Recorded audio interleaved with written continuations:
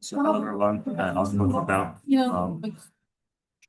calculated learning scenarios, and I will be given a in-class example demo. So um, today I'm going to talk about subject learning, not just theory, but for a realistic learning scenario that shows how it works in practice.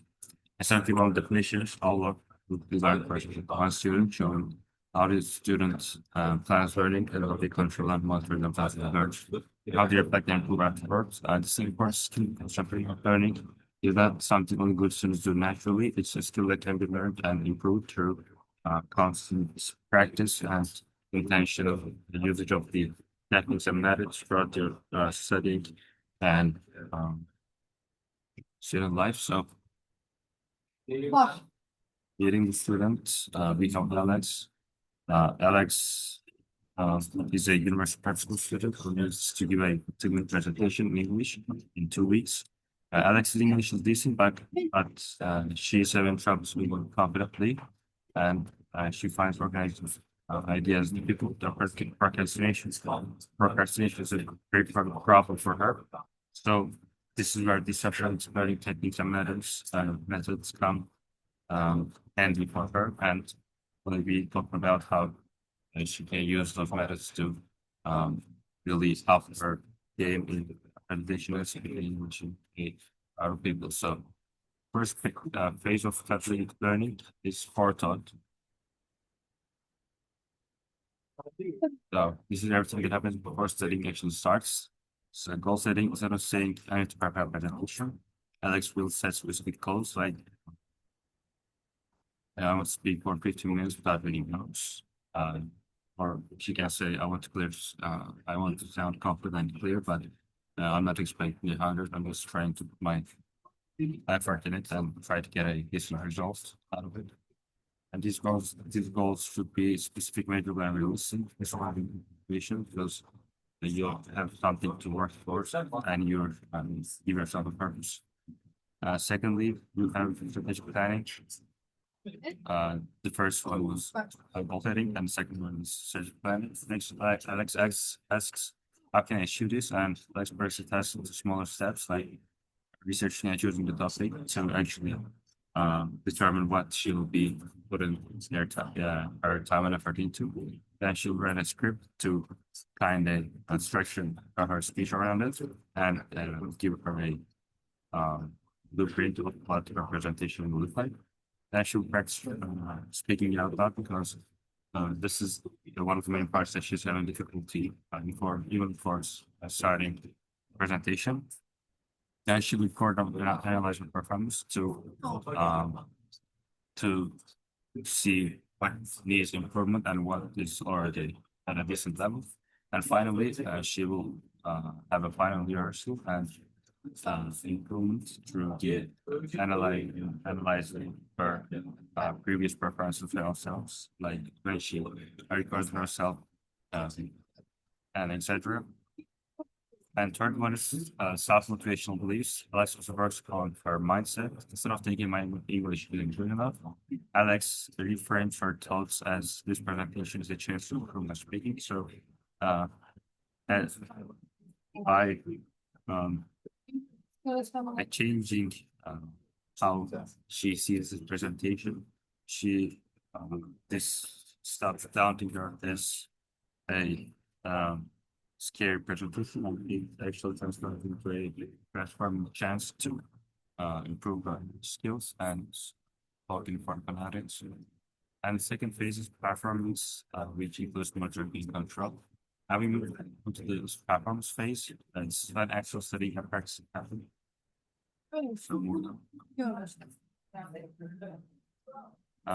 First one is using learning strategies while preparing presentation. Alex uses through strategies like writing bullet points instead of memorizing full sentences, like practicing in front of a mirror, and maybe recording her voice on the telephone to see if it's shaky or unclear, stuff like that.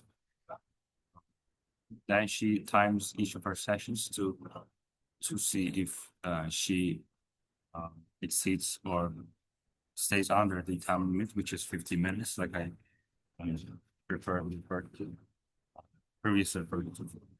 And she watched it again and again to see the big parts of representation, and she starts working on them. Second one is self-monitoring. During practice, Alex constantly asks the must to confess to understand what I'm saying or which parts sound dominated. This is the consequences of the self-recordings and self-monitoring, like I said. And with these, she actually notices herself a bit more. She notices not certain mistakes, and she um, has a chance to improve on them and act on them for going on to this stage in front of her friends and possibly her instructor. Uh, so moving on to the third one, self-control.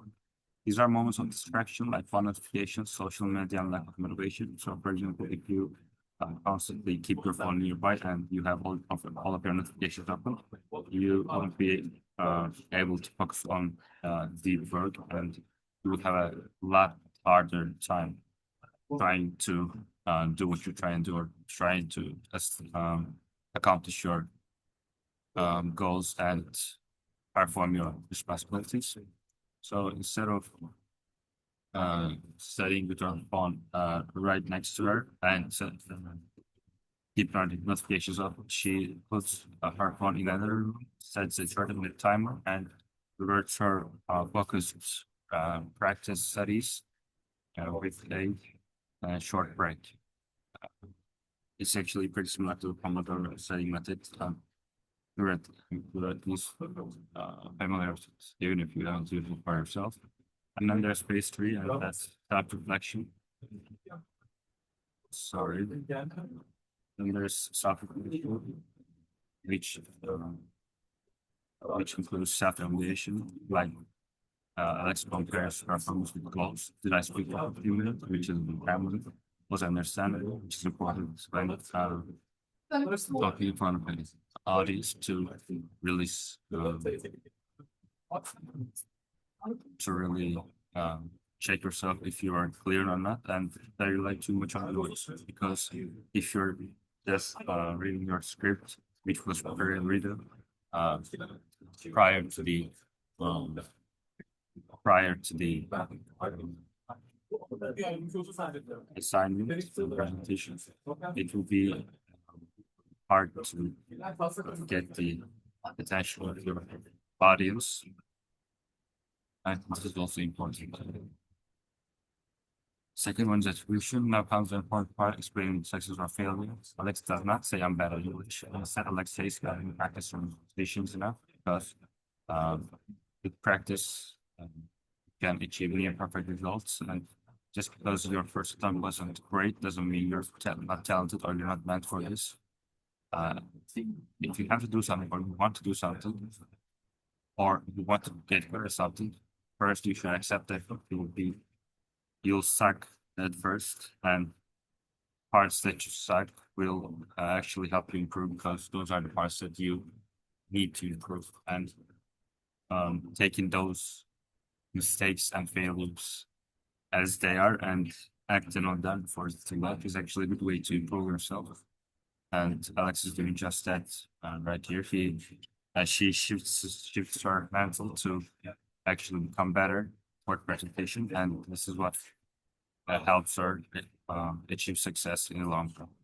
Not just for this presentation, but actually in her life too. This method can still have entry. Is the third one is the adaptive decisions based on reflection. Alex makes adjustments. She practices transitions more, slows down her speech, simplifies her vocabulary to be more clear and understanding with her audience, and rehearses opening and closing meetings so she could be really ready and okay when time comes.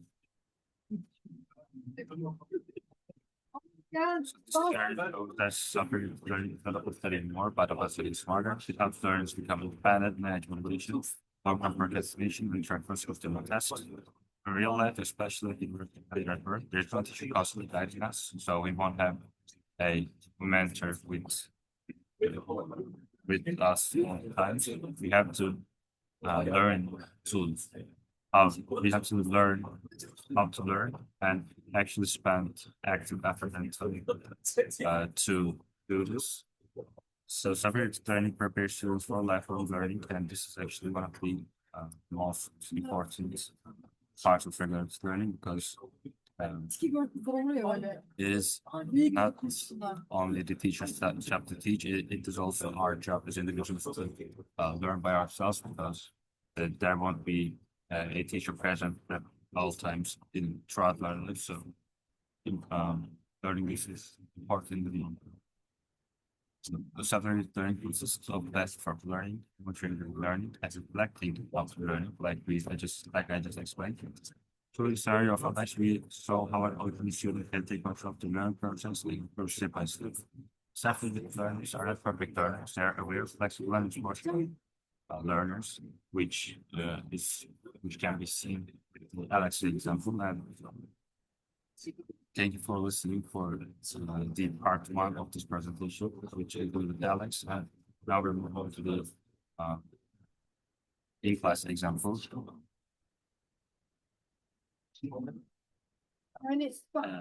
Since we're trying to be teachers, this is the part where I'm talking about how we use the separated learning methods in our classroom to be more effective and efficient teachers in our career.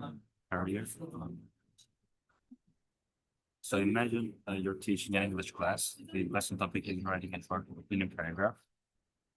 And instead of explaining everything and controlling step by step, you design the lesson so that the students regulate their own learning with guidance. So you're scaffolding them basically to not do the everything, not to do everything by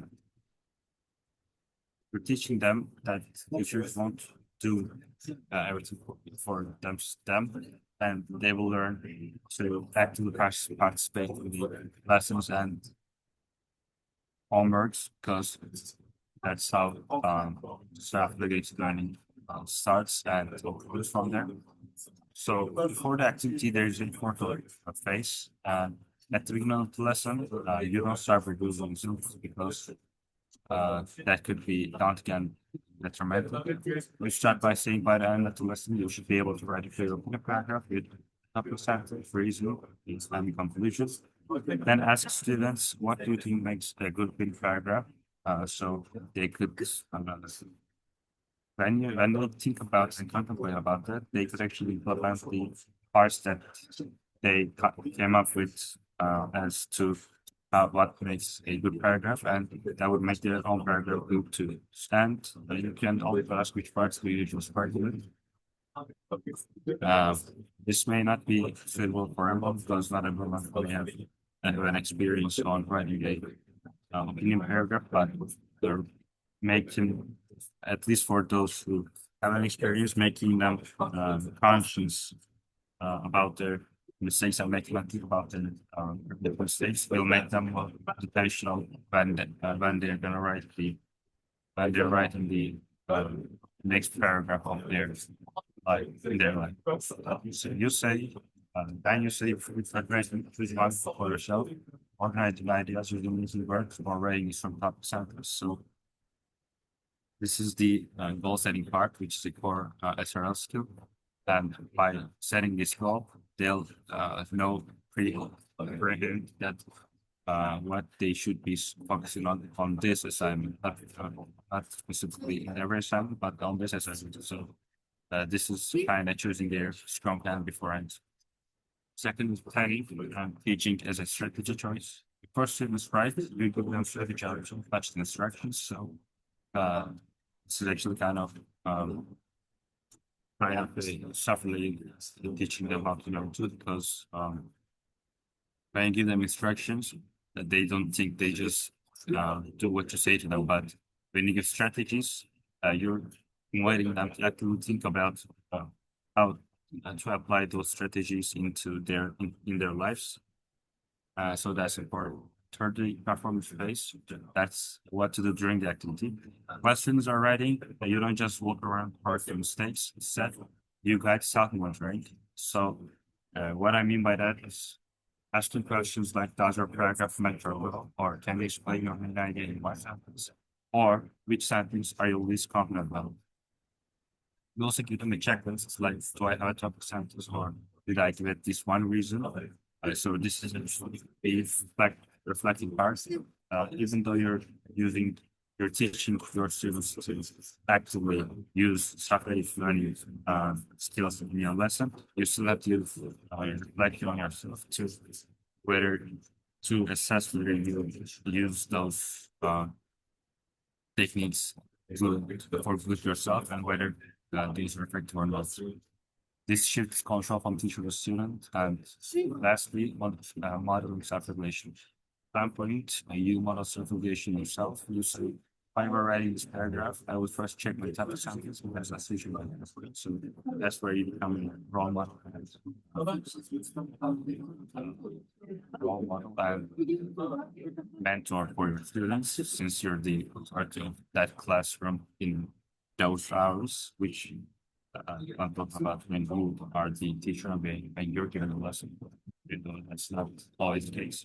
And lastly, as a fit for us after the race, after the meeting, after writing, you don't immediately collect papers. First, you ask students to like circle the sentence you are most proud of and underline the part you want to improve. So you're making them engage with the material they just created once again to uh, make them really intentional uh, about the paragraph they just came up with. Then you ask what strategy not to the possible and what would you do next time? Features reflection and education, students using strategies, that's intelligence. And lastly, feedback as a result of it. When you give feedback, you avoid only saying good or wrong. Instead, you say, applying strategy worked well, and next time, diagnosing the alert reason first. So by giving these personal advices to our students and making them think about their actions after they've done their assignment. Uh, really just improve their intentionality once again. Uh, and you may ask why, how this is affect learning. And in this lesson, since students set their goals, chose their strategies, and monitor their progress and reflect on their outcomes, I would say this is the Socrates SRL focus, the same and learning process.